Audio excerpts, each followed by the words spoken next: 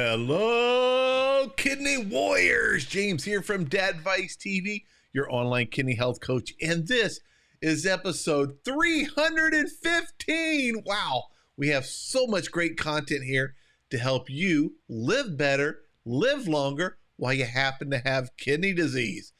Now, this is the first Tuesday of the month, and that means Ask the Renal Dietitian. So get your fingers ready. You got some questions? Go ahead and start typing them over here in the chat. And look, we already got a few questions waiting for us. Hey! And we're going to answer your questions over the next half an hour. Now, real quick, for those of you that are new to the program, new to kidney disease, I'm a kidney warrior, and one of the most helpful things that I ever did was work with a renal dietitian. And they're slightly different than a regular dietitian. They're ones who specialize in kidney disease. And it helped me not be afraid of food, to enjoy eating and, feeling like I'm back in control. And that's what we have today from one of the best, if not the best, kidney dietitian website out there, from plantpoweredkidneys.com. Please welcome, I'm going to get right to her real quick, Jen Hernandez. Hey, Jen, how you doing? Hi, James. Hi, everybody. Happy September. I cannot believe how fast this year is going by. We are already getting into the end of the summer, and I'm thrilled to be getting into maybe the start of some cooler weather with you all and answering some questions with you live tonight. So for those of you who have not seen me before, who don't know who I am, my name is Jen Hernandez. I am a registered dietitian, and I focus on people with kidney disease. That's been the majority of my dietetic career for the past 10 years. And so that's what we do at Plant Powered Kidneys. You can find a lot of free information, our articles, meal plans, calculators, all kinds of tools in our website at plantpoweredkidneys.com, which that QR code there, if you use your phone, if you're watching this on your tablet or if you're watching this on your computer, you can put your phone up and scan that to go right to our website to be able to get more information from us there. We also have our Facebook group, which is a free but private Facebook group that you can join. There's 12,000 people in there that are all coming together. Yeah, everyone's coming together to share ideas, ask questions, get support. It's been a really, really great group that's been continuing to grow. And I'm in there almost every day answering questions in there as well and providing more resources and feedback for you for a healthier kidney diet, what it means to have a healthy kidney diet that actually protects your kidneys rather than a dialysis diet that the old renal diet kind of used to be when it comes to kidney disease. So you can find all those resources from those different options there. Awesome. And I encourage everyone, go to the Facebook group. It's supportive, it's positive, and people are sharing their recipes and how they have tweaked them to give you all sorts of great ideas for delicious meals.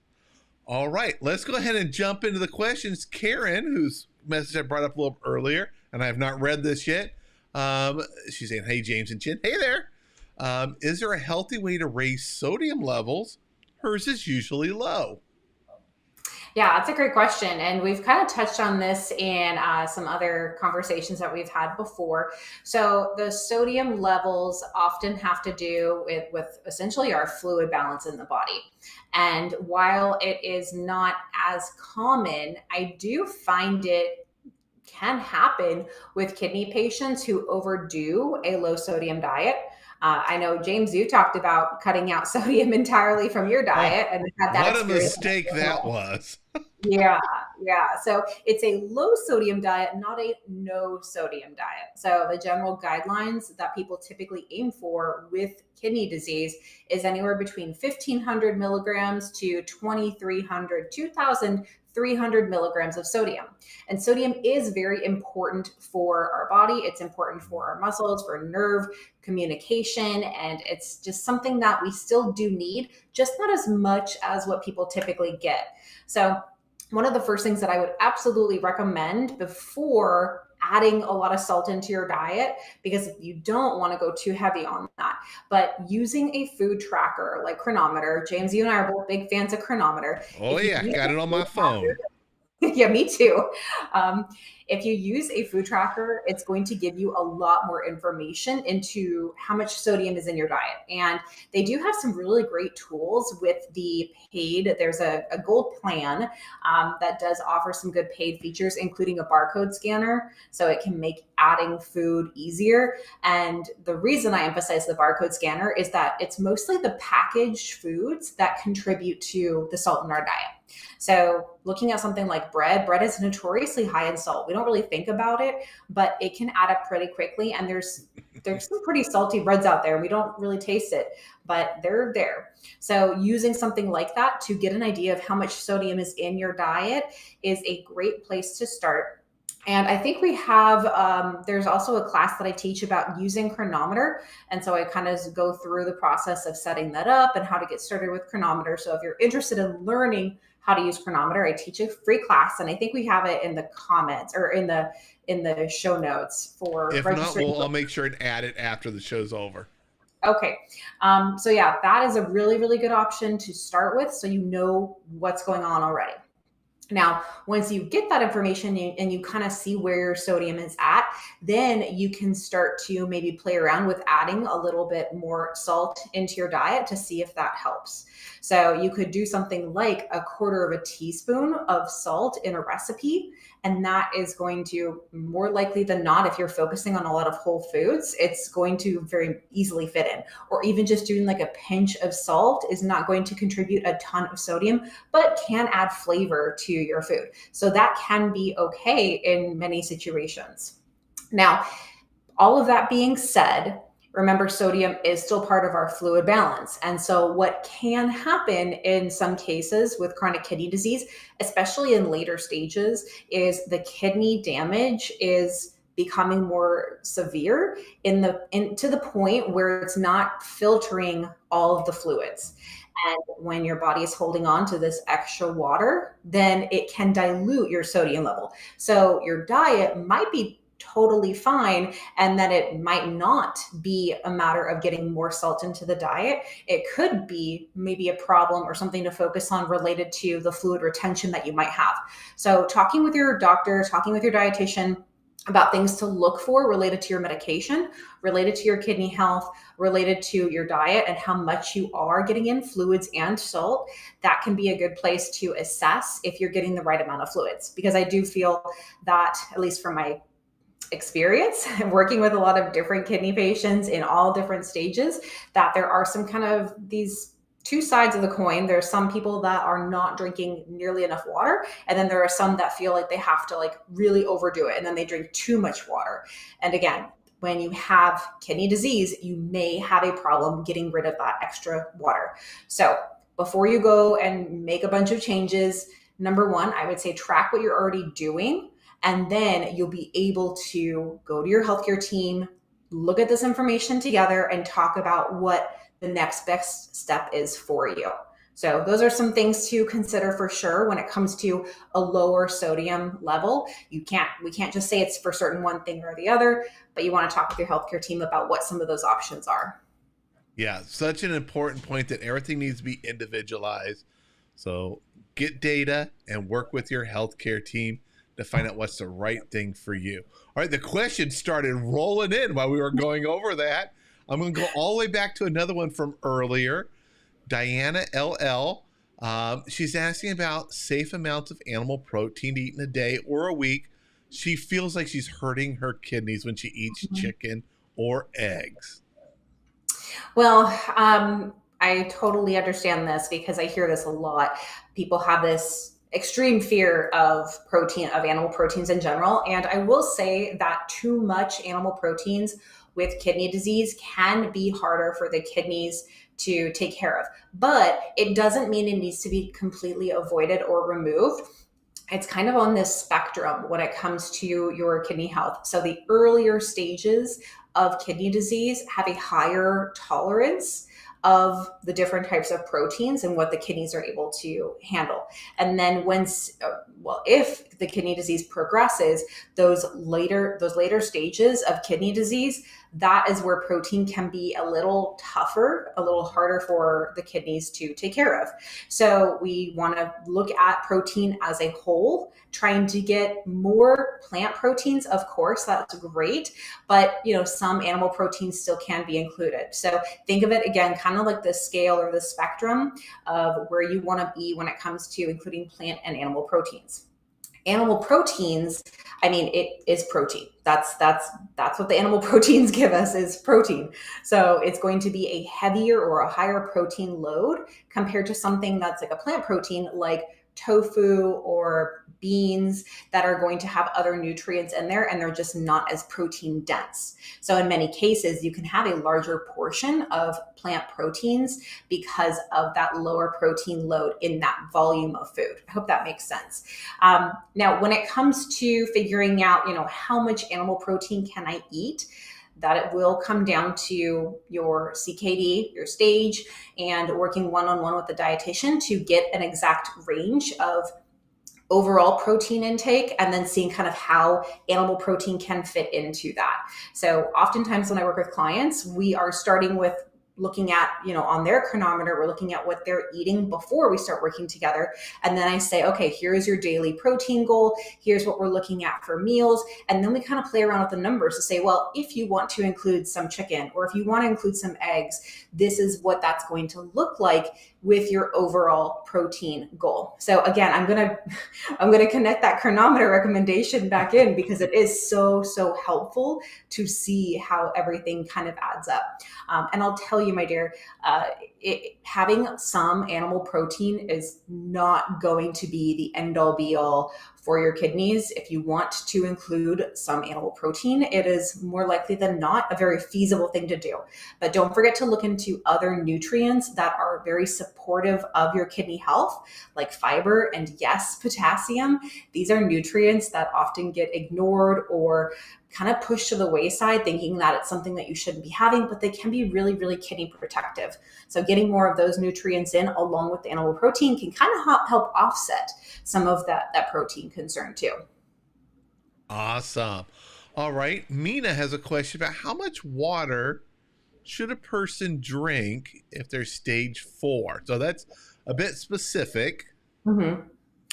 So this is kind of one of those things where stage 4, you're in this moderate to later stage of kidney disease. And so we can't say for certain exactly how much you or like any person should drink in this situation, because this is where some of those fluid concerns might start to happen.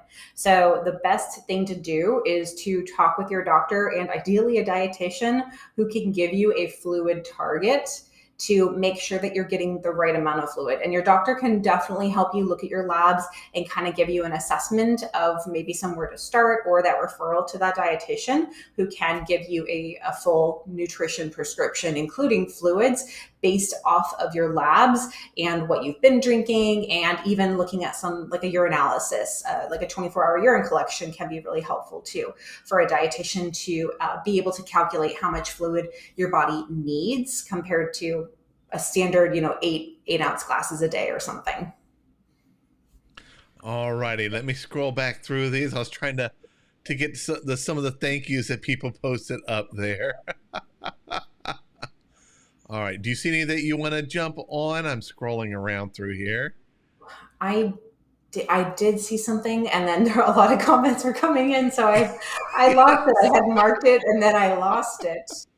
Well, we're getting some comments about the carnivore diet, and that is trending. Yeah. That's picking back up again. And so I do, while I don't see a question, I know it's kind of popping up in the chat, and I do feel obligated to address this topic about a carnivore diet, especially with kidney patients. So the carnivore diet, if you haven't heard, it's basically a diet that's focused on animal meats and dairy, eggs, and that's pretty much it. It's devoid of plants. So you probably have an idea, coming from somebody who made a business called Plant Powered Kidneys. I'm not going to be 100% supportive. Now, it's not just I don't think it's good for you, but kidney patients are at a higher risk of having higher cholesterol, and just abnormal lipid levels. So having higher bad cholesterol like LDL, VLDL, having lower HDL, the good cholesterol, having high total cholesterol. Having these imbalanced lipids is very, very bad for kidney patients, because cardiovascular disease is incredibly common with kidney patients, and it's the cause of many deaths for kidney patients. It's not actually kidney disease that is deathly harming kidney patients. It's the cardiovascular disease that's the problem. So that is something that I would say be incredibly cautious with. And when people are on social media, on the internet talking, or friends here, like we're seeing, when people are talking about being on the carnivore diet, it's not our job to tell them it's not good for them. But for you as a kidney patient, make sure that you are just taking some precautions with any of these bad diets that are cutting anything out to the extreme, because it's not going to be sustainable, and two, it's not going to be the healthiest option anytime we're cutting something out entirely, which is why I was just saying before, having some animal proteins can be okay. It doesn't have to be entirely avoided. So the carnivore diet, and I don't know, I feel like maybe it's just my Instagram I've been seeing it a lot lately, but people were talking about it in our Facebook group, and then I was getting messages about it. So just know that the carnivore diet isn't something that is recommended for kidney patients, and it's that acid load from all of the meats that can really be problematic over time for kidney patients, plus the cholesterol, saturated fats that are very, very high in a carnivore diet. Yeah, and I came from practically eating a carnivore diet. It was pretty much meat and potatoes was what I ate. The only vegetables were things that were between the buns on a hamburger. But now I love having all the fruits and vegetables.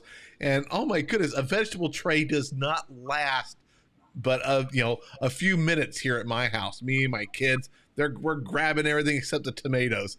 Those no one wants to eat, but we eat everything else in there. And it's just great to for me to I've learned to enjoy eating lots of fruits and vegetables, and I've seen the benefits of it. Speaking of eating, Elisa says she has high potassium and high calcium. What are some of the foods she should eat less of or keep an eye on? So in some of these cases, a low potassium diet might be needed, at least for a temporary period of time. So focusing on lower potassium fruits and vegetables can be a good way to make sure that you're getting a variety of nutrients, but you're not overdoing the potassium. I actually had a conversation about this with a new client recently, because there was a history of high potassium that happened 4 years ago, and they were still restricting their potassium even though they have had higher levels. And in some cases with CKD, a little bit over 5 for a lab result it kind of depends on the history, but it may or may not trigger a higher potassium alert. But in many cases, nephrologists will see like a 5.3, something like that, to not be considered high potassium for a kidney patient. So on the potassium side, focusing on a lot of berries, a lot of greens, like you could do some spinach, yes, you could do romaine lettuce. You want to focus on those lower potassium fruits and vegetables to get more bulk and variety, rather than having all of your potassium for the day be used from 1 or 2 high potassium things. So you can still include things like avocado, banana, tomato, potatoes. You might want to double boil those potatoes to reduce the potassium, and just keep to smaller portions of those higher potassium things. But along those lines, I always encourage that you talk with your healthcare provider to dig into what's causing those high potassium levels, because the research shows that it's not the diet that causes high potassium. It's something else going on, because the kidneys do a lot of stuff. They do a lot of things, including potassium balance. And if one of the functions of the kidneys or other organs like our gut, if something like that is off, that can cause an imbalance with our potassium, and that can cause a high potassium level. So in those cases, reducing the potassium in your diet isn't necessarily going to lower or keep your potassium lowered. So you do still want to investigate with your healthcare team what could be causing that high potassium. That's really always something I'm going to be recommending until the very end. We cannot just sit back and say, oh, be on a low potassium diet. And then you want to make sure you get your potassium checked again, and then talk with your healthcare provider about kind of when you can incrementally include more potassium back into your diet, because you're also going to be including other nutrients that those potassium rich foods will have as well. So that covers the potassium side. Now the calcium side, I think it can be really, really important to take a look at supplements. Look at things that are being included in your diet from a supplemental form. And I'm talking about like, oh man, I remember growing up and my mom would have those calcium chews. They came out and they were like Tootsie Rolls or something, but they had, Oh, you know what I'm talking about? I remember those. So it was all about like, you got to have your calcium, you got to have your calcium. And so they brought the calcium chews became a thing. But in many cases, that's not going to be helpful, especially with chronic kidney disease. We don't necessarily need a ton of excess calcium. In fact, it's better to get calcium that's coming from our foods rather than from supplements. And then other like medications, like antacids. If you take something like Tums, that is a calcium-based medication. And so that could be increasing your calcium levels. So looking through your medications, looking through your supplements, talking with your healthcare team about what could be contributing to added calcium there is one thing.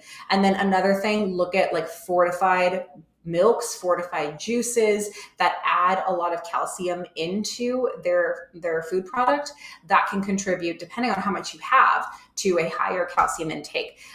But also, there are medical considerations related to higher calcium. So just like the potassium, you want to ask your doctor, what else could be going on with my health that could contribute or cause this abnormal level?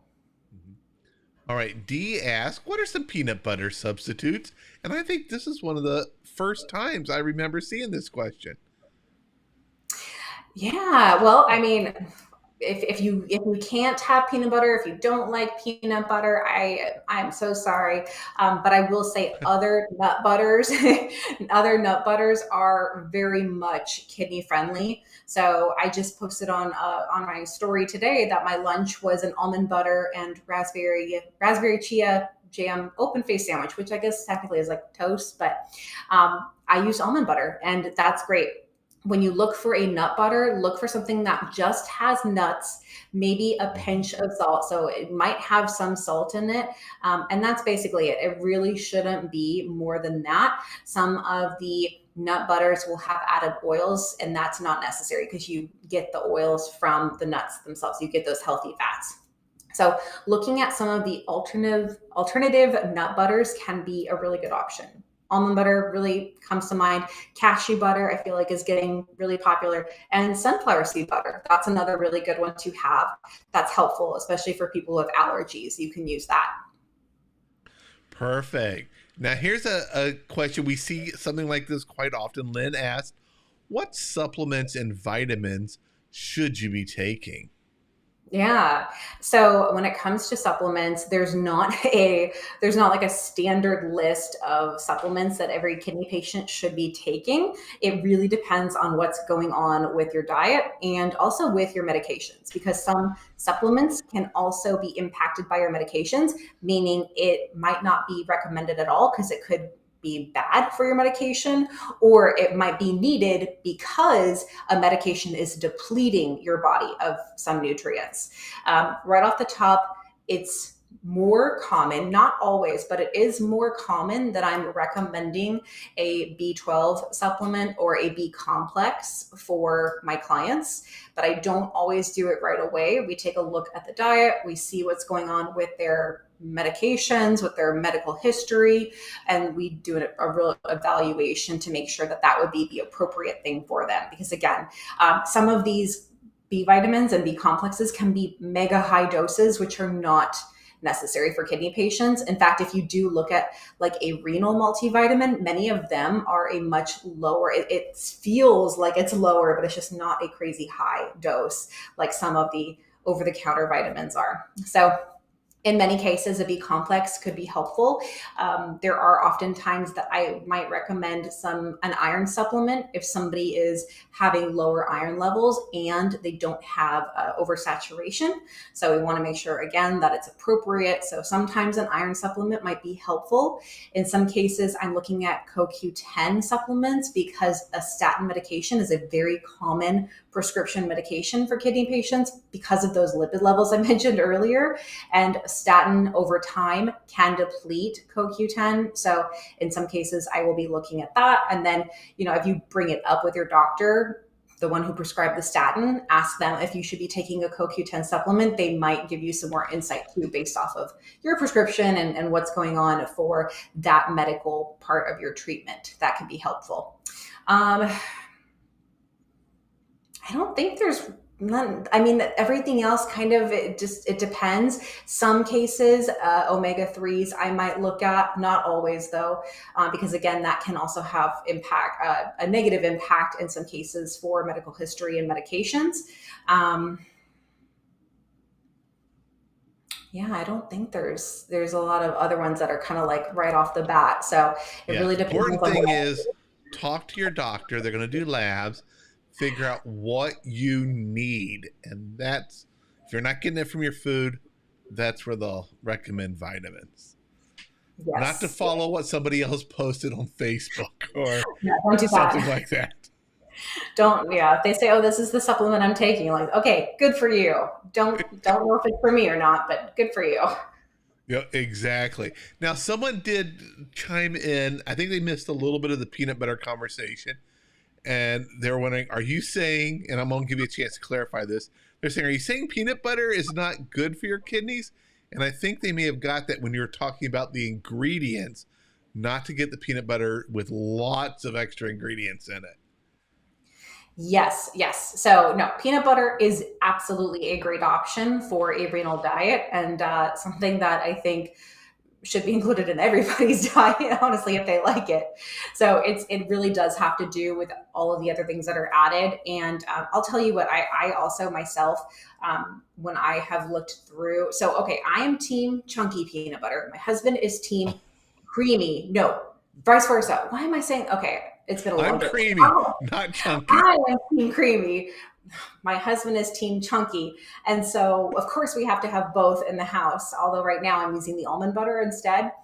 But going through the aisles and looking at the different peanut butters, even the ones that have like all natural on their label or organic or something like that, they have these great marketing pitches.